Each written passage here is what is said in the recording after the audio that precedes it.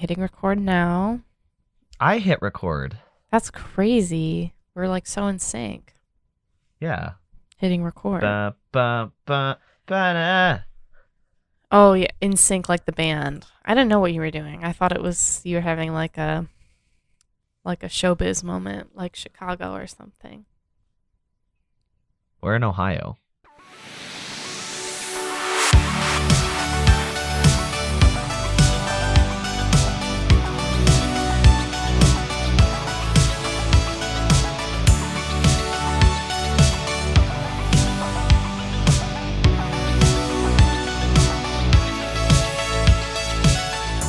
Hello, everyone, and welcome to another episode of Talking Games with Kellie and Andrew. I'm Andrew. And I'm Kellie. I'm thankful for you, Kellie. Aww. And I'm thankful for the show. Me too. And I'm thankful for our listeners. Meh. No, I'm just kidding. Of course I'm thankful for every one of our listeners. Yeah, sorry, everybody. Kellie is meh on all of you. I know, even me like retracting that sounded so disingenuous. Of course I'm thankful. It's thanks time. It's the season of thanks. Time for being grateful. Right. I'm grateful for video games. I'm grateful for video games where I can customize my own character. I'm also grateful for video games where I can romance another character in the video game. But stop. Are you giving previews of your opinions on the new Pokémon? Yeah, you know, it gets kind of crazy at the daycare center. Oh God, I meant the Pokemon daycare center. Well, that sounded really bad. I feel like we were talking about Pokemon, so I feel like yeah, it's implied. Yeah, the Pokemon daycare center. I think you should just move into the news so that it gets forgotten what you just said. I'm quite thankful for Spider-Man. Yeah, his new movie, right? That's what you're going to talk about? Something that people are excited about? No. Oh. I'd rather talk about something that people will not like. Well, good start. I'm thankful for this thing that nobody likes. So, the Marvel's Avengers game has a PlayStation exclusive Spider-Man DLC coming out. But it just came out that it will not include any story missions with Spider-Man. Just illustrated scenes? Question mark? It's just and like extra pictures. Challenges. Well, I'm like, I've never played the game, so I don't really know what illustrated scenes means. Are they like It literally means that they're going to FMVs? have like a couple drawn pictures. That's malarkey. And like text logs to tell the quote unquote story instead That's a bunch of malarkey. instead of cutscenes like the rest of the game. Yeah. So that was really fun and exciting news for all you Marvel's Avengers fans out there who are also on PlayStation only and also love Spider-Man. Yeah. I know why it's exclusive, like the whole Sony and Spider-Man thing, but like just the nature of this game, it's such a bad idea to lock one character behind, you know, one console. And like they even said, like, yeah, we just didn't want to put too much work into like any story content, and if not everybody could experience it. And it's like, yeah, I think everybody would have liked Spider-Man story content, so why didn't you make it multi-platform and just do that? Yeah. That probably would have gotten people interested, like new people. This is all everything that the Avengers has done since launch has really seemed like a mess. You said it was a mistake to do this. I think mistake is a great word to describe the entire Marvel's Avengers run so far. Just mistake. The only thing they did correctly was make the Black Panther DLC free instead of costing money. That's true. That was not a mistake. No, that was probably the closest to a smart decision they've made. But, you know, it's kind of a gimme. Yeah, they had to mess that up by then doing this. Right.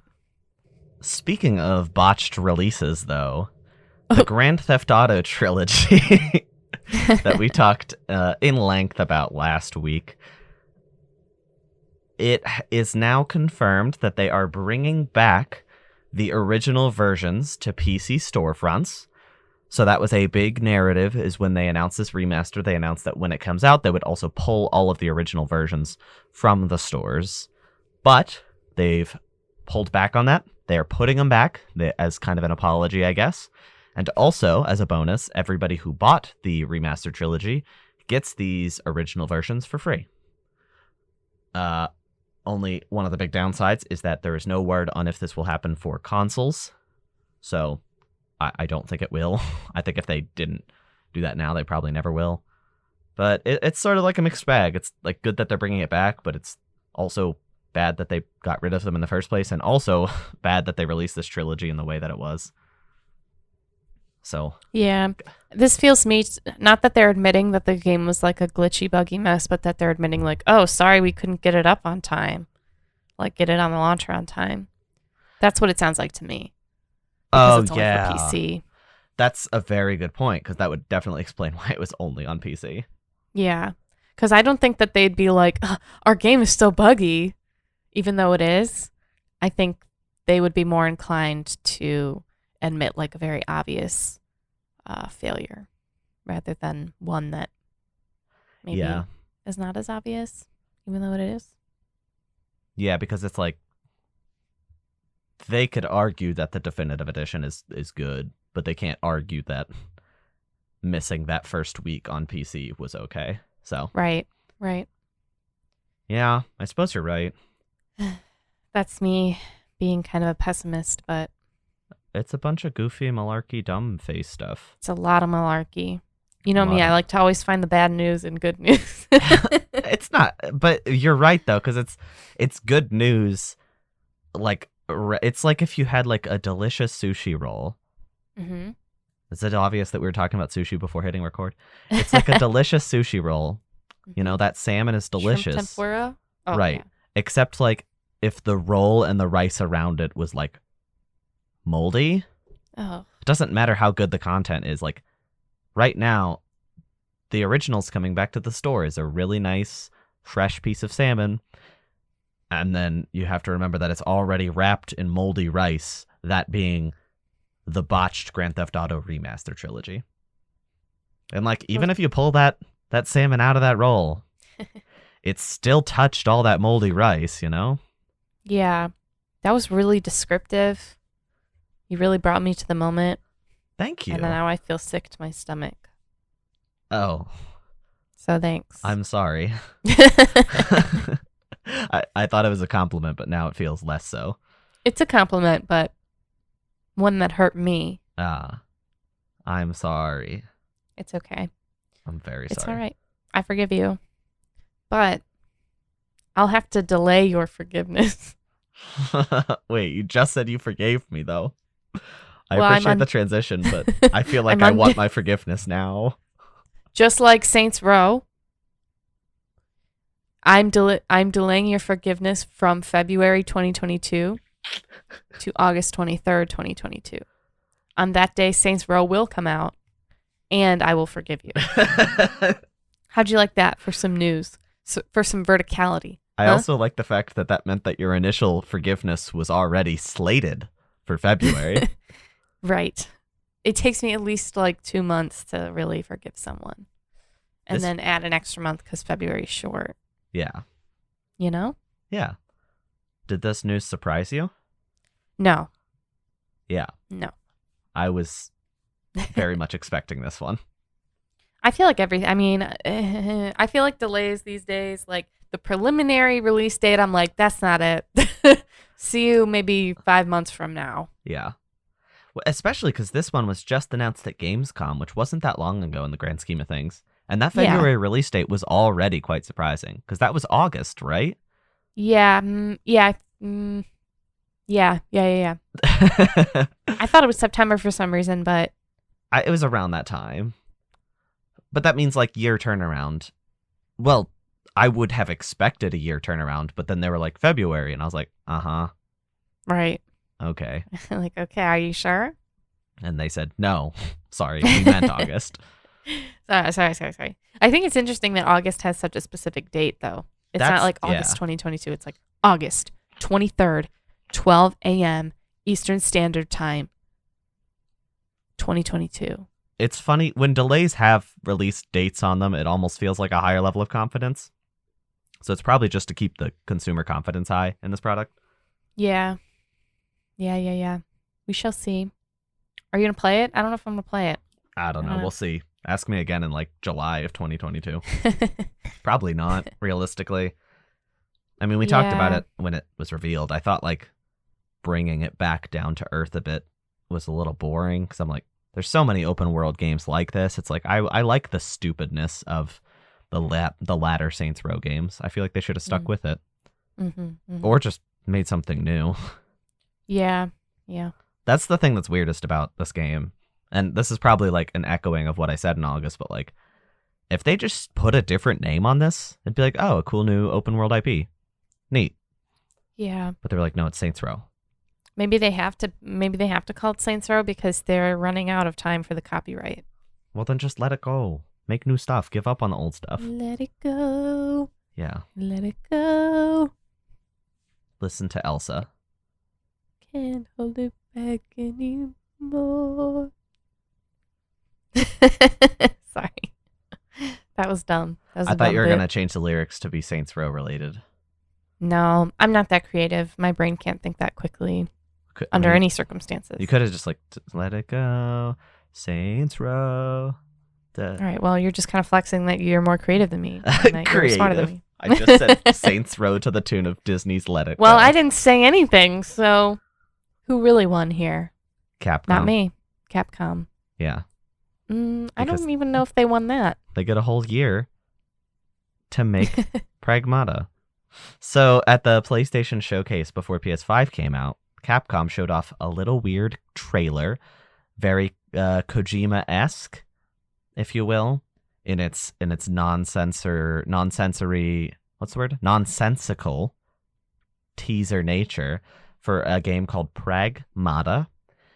It is a PlayStation 5 exclusive, and it was supposed to come out in 2022. This was announced in mid 2020. And now, near the end of 2021, they released a very short video to say, never mind, 2023, which is probably smart. You know, going into 2022, people would have been like, oh, where's Pragmata? Where's Pragmata? When's it going to come out?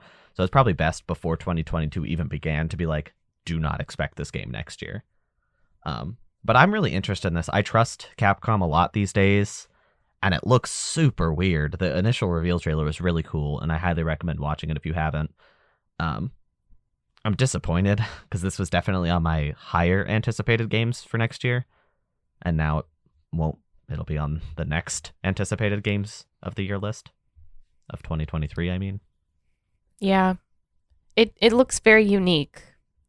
I also maybe think it might be a blessing in disguise because 2022 is so like Beef. packed. Yeah. So it might be nice to have something to look forward to in 2023. I mean, I'm looking forward to Dragon Age 4 in 2023. But Okay. we don't know Bold. if that's happening. Well, that's what they're saying. Word on the street is I don't go on the street. 2023. I don't know. I stay inside. I play my video games in the safety of my home.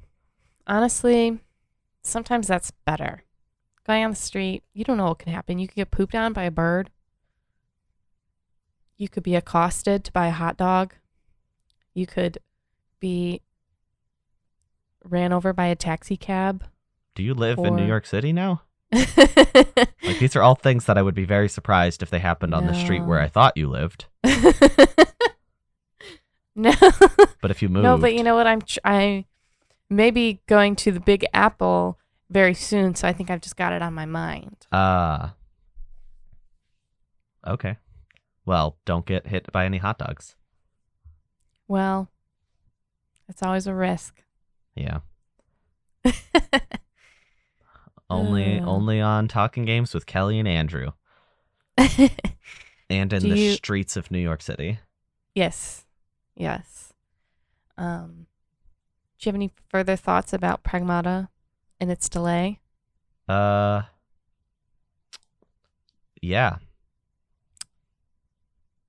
What are they? Birthday shout out to my friend Walter, avid listener of the show. Hey, Walter, listen to me. Listen Don't to listen Kelly. to that happy birthday, all right? Oh, It's not as good as mine. Here I didn't say am one. saying, Oh. happy birthday, Walter. If that is your real name.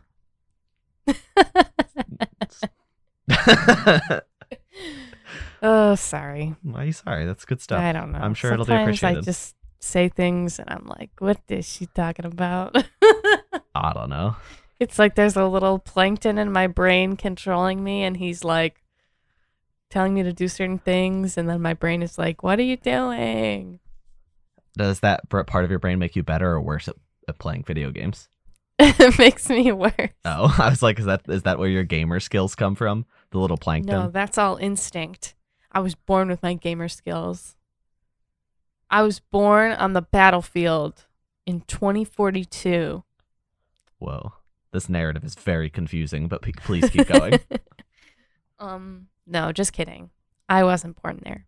But that is a video game that came out this weekend. Uh-huh. And in just this weekend alone, and just for reference, we are recording on a Monday. It has become one of the top, bottom 10 worst reviewed games on Steam. The launch has been very buggy, not good, very bad, folks. It's not looking good.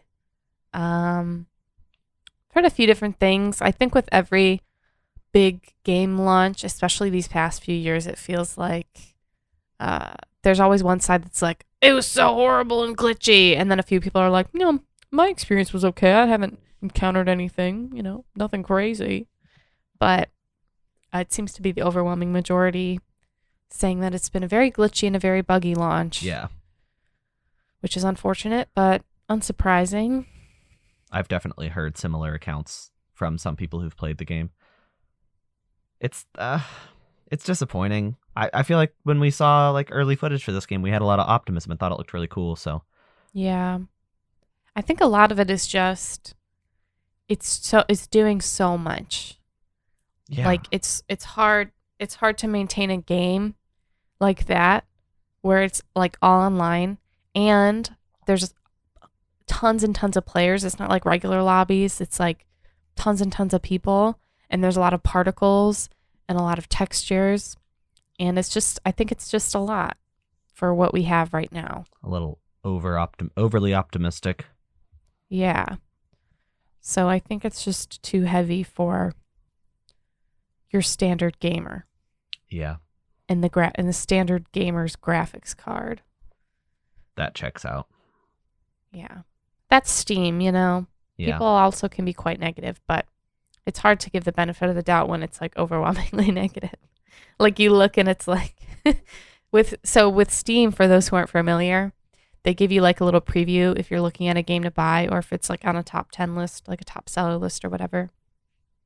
And there's a column that's like reviews are overwhelmingly positive or reviews are very positive. Yeah. And it's like reviews are overwhelmingly negative. It's just such a funny word, overwhelmingly negative. I know, it's like you can't handle how negative it is. It's like too much. You are overwhelmed with how much negativity there is. But yeah, it's unfortunate. I mean, I feel like it's really hard with games these days. I feel like they're just releasing and they're releasing too early. I don't know. There's just a lot of issues with shareholders, I think, too, and trying to get the games out in a certain time and a lack of communication between marketing and design, and it's like a really big pyramid and the person at the top cannot even conceive of the person on the bottom. Yeah. So the person on the bottom who's designing and making the games have all these concerns and they can't even begin to be heard by the person on the top. Yeah. And that's I feel, I mean, obviously that's how a lot of jobs are and a lot of careers, but it's particularly apparent in the video game ecosystem. Yeah. Well, I guess if you don't want to play it on PC because it's a broken mess, you could always play it on Xbox. Not on Game Pass, though. No. But Xbox Game Pass this week did add cloud gaming, finally. This is something they promised a while ago. Woo! They've always had it on like mobile and stuff. But now on Xbox consoles, you can stream certain games. I gave this a little try. I ironically streamed the Grand Theft Auto remaster because I thought that would be funny. Because I'm like, if this is broken, it'll just compile and it'll make me laugh. But it wasn't broken. It was actually very functional. And I was like, oh, so now I just get to watch the dysfunction of the game instead. But it's a really smart solution. I haven't tried any Series X games yet, which is definitely a fault of mine. I should have done that, but I probably will before next week.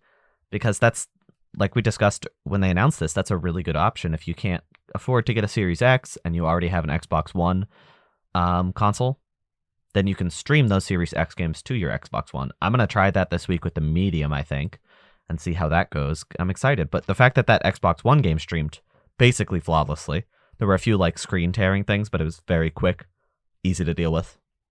And also the fact that I don't have to have it installed, that's a huge deal. And if you have decent internet speed, this is a really cool and interesting option. But it's out. It's out. Go try it out if you have it. Go try it, folks. Go try it. I also tried a Netflix show. Oh. What perchance was the show? You know, I don't really think that's relevant to our program, Kelly. I don't appreciate you prying. Why don't you tell me what did you watch on Netflix this week? I asked Kelly, and then Kelly's mic just fell off the stand, seemingly randomly. Okay, so I actually did not watch anything on Netflix this week, but I have been watching Succession on HBO Max. If anybody cares to know. I do. Is there video games in it? Nope, it's completely unrelated to everything that we're doing. Except, you know what? There's a lot of corporate greed in that show, so maybe it is related to So maybe video the games. Battlefield 2042 executives should be on that show. Exactly. Yeah. Did you watch anything else on Netflix? Nope, not me. Mm-mm. Are we allowed to? You know what? This is our podcast. I feel like I can have a mild tangent, and if you disagree, tell me and scream. Okay. Cowboy Bebop released on Netflix. Did you watch that? Oh, no. Okay. Mm-mm.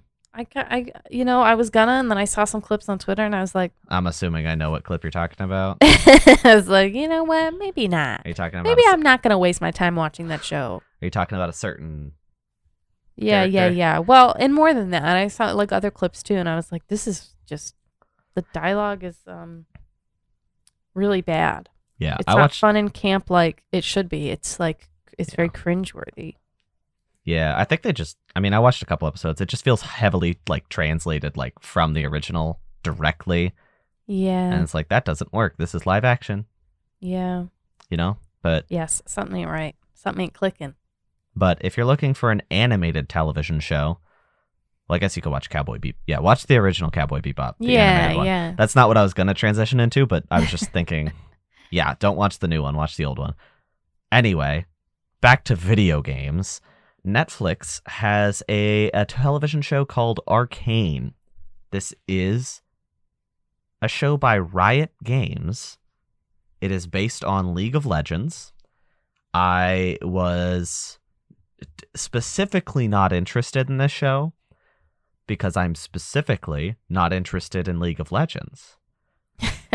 And then it released, and the reception was glowing, to say the least. So I went ahead and I watched the first episode before today's episode so I could, just state my opinions. I will give probably a more legitimate review once I've finished it because I'm going to keep watching it because I was very impressed. Visually, this show's very incredible. The characters are very well written, very well acted. I love every stylistic choice that it's taken so far. The overall plot hasn't really kicked in after the first episode. It's more just introductions. But if it maintains its current pace, I think you can expect to hear a really positive review from me very soon. And it frustrates me because I don't want to play the source game. I don't think you have to. I think No. everybody who's watched it and also plays League of Legends is like, don't play League of Legends. Yeah. If you like this show, don't play League of Legends. No, 'cause just it's- enjoy the show. When I look at League of Legends, I'm like, I find this visually unappealing. Any Yeah. story is just like a text box when you're picking a character. That's not interesting to me. And also, Yeah, I to don't call really the community- MOBAs. to call the community toxic is an understatement. This just is such a weird thing. The fact that this came out and is so well received and is based on League of Legends. Yeah. It's so weird. Have you seen the fighting game by chance? No. This last week, I guess this is news. This last week, they released some early footage of the upcoming fighting game based on League of Legends. And it looks really incredible. Like, it looks like a top-notch fighting game. And I'm like, this is ridiculous. Like, why are they making all these incredible things and then they still have League as one of the most, like, unappealing things in the industry? I don't know. Seems like maybe they've got a lot of money and they're giving a lot of people creative freedom to do whatever they want with that money. Which is cool. Like, I'm not a big fan of Riot. There's a lot of negativity around there, and Tencent has a major part in Riot. But I guess if they're, all these creative ventures are really cool. Like, this Arcane television show is really well written, and there's a lot of creative heart behind it. So, like, even if there's some maybe mild corporate greed that was fueling this from the start, if a great creative product comes out of it, so be it. And also, like, if this came out, the fighting game looks incredible, I'm like, you know what? This is an okay thing. If they use this platform to create really interesting and positive things, so be it. And I'm still not going to play League. Yes. So be it. Go check out Arcane. Do not go check out League.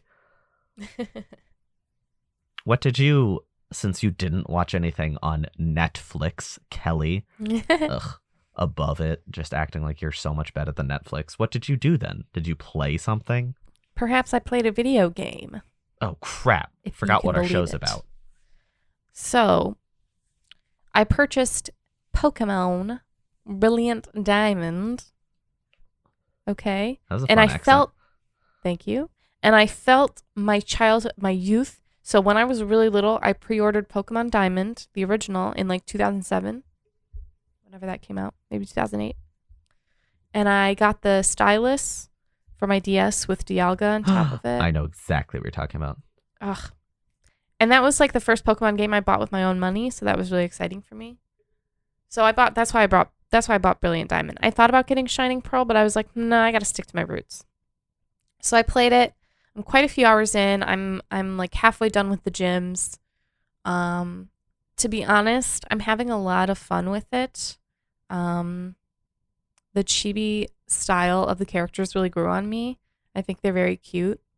And I like the general overworld. I do like this style of remake. I think that it's more honest than like if it was going to be like Sword and Shield. Speaking of Sword and Shield, I do think this is more challenging than Sword and Shield. I felt like that was probably the easiest Pokemon game I've ever played. Obviously, it's still not as challenging as like the older Pokemon games, and definitely not as challenging as the original 4th gen, because in my opinion, the 4th generation is probably the hardest. Maybe tied with 2. Those two are both very hard, just based on like scaling. Yeah. Like, for instance, you'll be catching, like, the wild Pokemon in an area will be like level 28, and then you'll fight a gym leader whose like highest level Pokemon is like 50. Yeah. And it's like, oh, okay.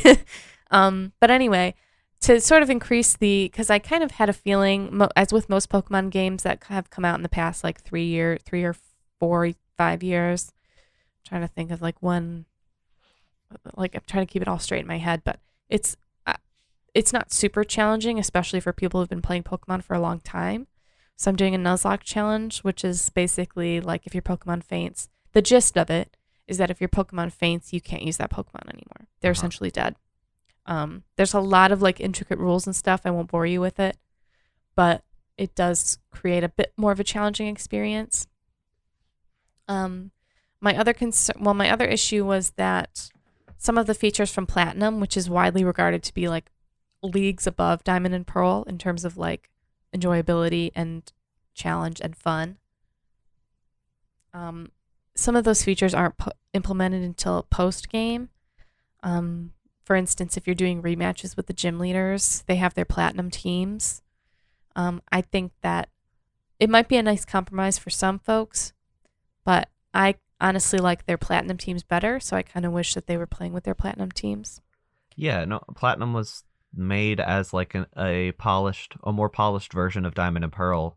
That was its Right. original intent. So why wouldn't it be the Right. basis of Well, this that's the remake? same. That's the same thing that happened with Omega Ruby and Alpha Sapphires. They kind of ignored Emerald That's so until the strange. post game, which is unfortunate because Emerald's a great game. But much in the same vein as Omega Ruby and Alpha Sapphire, I felt that these remakes could do a lot more. It's fun. It's serviceable. I don't feel like the team tried very hard to incorporate anything like new or anything exciting to the remakes. If you really enjoyed Diamond and Pearl, I would definitely recommend getting this. Otherwise, you might be okay skipping out and just doing a playthrough of Platinum. Like I said, I don't think they introduce anything totally new to the series, which is not like 100% necessary for a remake, but I think that it's hard to just like repackage a game with 2021 graphics and be like, here, give me $60. Well, You know? especially with like Legends Arceus right on the horizon, it's like there's a Pokemon game that's really going to shake things up in 3 Right. months. Right. 2 I know months. it's interesting. It's very interesting that they're so close in release. I would think that they would want to space it out a little bit more, but that's just me. Also, I picked Piplup as my starter. Heck yeah. Because I love him. He's a little guy, and I named him Albert. Because that's another rule of Nuzlocke challenges is you have to name all your Pokemon, which I name mine anyway, but it's so that you get more attached. So it's sadder when you have to When they die. when they die. But yeah, I'm having fun. I'm looking forward to finishing it. I'm looking forward to going through the Elite Four and fighting Cynthia. Why did you pronounce it like that? I don't know. I got scared of Cynthia. her name like halfway through saying it because She's she's pretty very spooky. scary. She's probably like the hardest, in my opinion. I think she's the hardest champion. She's the coolest, at the very least. Yeah, she's definitely the coolest. I couldn't even name what was Gen 6's champion. Diantha, Paul. and then what was Gen 5's Timmy. champion? Oh, it was N. Duh. Chip. Okay. Wait, was N the champion? Oh, maybe that's a spoiler. Yeah, he was. Oh, I don't remember. I just No, remember him as he a wasn't. villain. It was Alder. You can spoil Pokemon Black and White from 2008. It was Alder was the champion. Black and White was not 2008. Was it 2009? It was like 2010. When was Diamond and Pearl was what, 2006? We got Kelly on the research team. September 29th, I need What? a year. 2006. No, September 28th, 2006 Okay. Is Diamond and Pearl? is Diamond and Pearl. Okay. Black and White was September 18th, 2010. That's such a big gap. Well, Platinum came out pretty late too. Let me see. It wasn't just 1 year after Diamond and Pearl? I think it was 2000. Oh, no, you're right. It was only 1 year. September 13th, 2008. Yeah, because then it'd be 2009 would be... Oh, wait, that's a 2-year gap. So does that mean... Oh, yeah. Yeah. Okay, that's... I guess I that was just before remember- they were annualized. You know what's a very strange memory that I've unlocked is that I remember people making fun of Team Galactic because they looked like Lady Gaga because Lady Gaga was like a new artist at that time. Isn't that wild to think about? Yeah. They're like, it's the Just Dance lady. Like, I wonder if she's played this remake then, because she's in it. I think she's been very busy filming House of Gucci with Adam Driver. I thought that movie came out in like Adam a Driver. day. Adam Driver, if you're listening to this podcast and you would like to hang out with me at any point, at any time, please let me know. I'm always available for you. Thank you. Yes. If you want to hang out with Kelly, can you do it on the show? Thank you. And Lady Gaga, but you know, Adam. Lady Gaga Gamer. That was really good. Thank you. I was going to say Lady Gamer, and I'm like, that's too many syllables. Yeah, that's a lot. And then That's Adam. not quite. Adam Gamer. I That's think, not good. yeah, that's kind of just the same thing. But I can't think of anything better, so I'm not upset at you. Just like, Adam Forza Driver. oh, like the game. Adam Gran Turismo Driver. Adam Mario Kart. Okay. Sure. No, that was okay. I thought about it, Yeah. and I think it's good. What do you think who do you think he picks in Mario Kart? A Shy Guy. Shy Guy? Yeah, 100%. You're right. I think you're right. And I think Lady Gaga picks Peach. Selena. Oh, yeah. Maybe either or. Yeah. Yeah, it's cycles. Just the cutie girls. Yeah. And only on motorcycles. Because then they have the cool biker outfits. Yeah, 50cc. Let's go. Yeah. 50. I mean 100. 100? Is it 100 motorcycles? Oh. I forgot and about 150 is motorcycles and carts? on the Wii version. Oh, I haven't Which played is why the I was Switch very version. confused. I was like, what are you talking about? I was like, I haven't played Mario Kart Wii in so long that I forgot that was the case. No, you Yeah, I can haven't you can played have Switch. cycles on anything now. Maybe I'll have to play the Switch. It's still like $60 though. Well, it's probably Black Friday sale, right? Maybe. I It's don't relevant right now. That's relevant. Let's find out. Ready, Kelly? Live on the air. Live Everybody, on the air. hold your pants. Grab them. Are you holding? I'm mostly Adam? talking to you, Kelly, but Adam, are you ready for this Mario Kart news? you think he definitely has a copy of this game already? Early access? Early access for sure. Oh, wait, no, the game's been out for like Early access. It's been out for 4 years. He had early access 5 years ago. Okay. Before the Switch was even out. Yeah. I do have pretty bad news. Oh. Mario Kart 8 Deluxe is not on it's a little bit of a sale. It's $10 off. What the freak? Well, you see, so this is video game relevant. I was looking at some sales and stuff, and so many Switch games are on sale for $27 right now, which is wild because Nintendo doesn't really like do sales, but GameStop has like New Super Mario Bros. U and Paper Mario and Breath of the Wild all for $27, and I'm like, that's insane. That's so much cheaper than they ever allow them to be. Yeah. But then Mario Kart 8 is still full price because it's probably like, well, it's gonna sell. Why would we put it on sale? Everybody buys Mario Kart except for Adam Driver because he gets it for free. Yeah, because he's a driver. Thank you for laughing at my joke. I'm here all week. Are you? Interestingly, except next week because we're off next week. Well, everyone and Adam Driver, thanks for listening. Adam, my offer still stands if you ever want to hang out. If you want to play Mario Kart with me. My email address is AdamDriverFan 1242. That's all spelled out. Yeah. That wasn't numbers at the end. That's spelled out. It was spelled. Yeah. At Hotmail.com. I love that we made the same joke. Hotmail. Everything at Hotmail is at least 12 times funnier. Absolutely. So. Thanks, Adam, for listening. Thanks. And also everybody else. And also you, Kelly, for talking to me. Aw, thanks for talking to me, Andrew. Thanks for talking to me for 26 episodes. Yeah. Thank you for... I'm just thankful. I'm thankful. If you're listening to this before the holiday, have a happy Thanksgiving. If you live in a country that's not America, have a happy Thursday. November 24th. 5th, November 25th. Have a happy one. And if you're listening to this after that date from anywhere, I don't know. Hi. Thanks for listening. Have a good day. Yeah. Enjoy the weather if it's nice. And play some video games.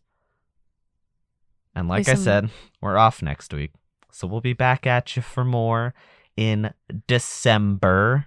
That's right. End of the year, baby. We're getting so freaking close to those Jeff Awards. The Jeff Awards 2021. To the Talking Games with Kellie and Andrew Game of the Year Awards. Oh. And Jeff. It's like the and Knuckles, but and Jeff. And Jeff. If we ever get him as a guest, I'm going to put it at the bottom just like a little and Jeff. But not like Talking Games with Kellie and Andrew and Jeff. It's like Talking Games with Kellie and Andrew, special episode, And Jeff. And Jeff. And Thanks, Jeff, for listening. I really hope Jeff listened. You know, He always does. Finger on the pulse. He's seeing what's going on. He's trying to gauge what the game of the year should be based on how we talk. He's trying to gauge. He's trying to game. He's trying to Classic Jeff. Game.